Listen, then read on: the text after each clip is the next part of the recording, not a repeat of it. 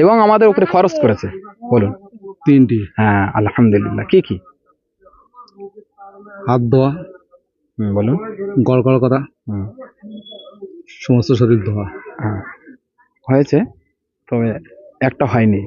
সর্বপ্রথম হবে গড়গড়া করে কুলি করা 3 বার, আর 2 নাকের নরম মাংস পর্যন্ত বা নরম ধৌত হাড্ডি করা। পর্যন্ত ধৌত করা, আর সারা শরীর উত্তম রূপে ধৌত করা।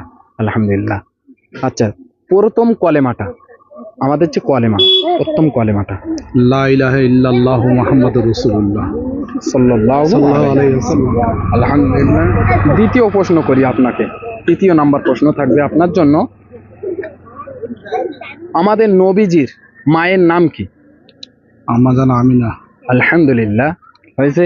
তার জন্য আমাদের তরফ থেকে আপনার ছোট্ট একটা উপহার, একটি শর্মা। আপনার অনুমতি কেমন লাগছে বলুন? খুব ভালো লাগছে। দোয়া করবেন আমাদের জন্য।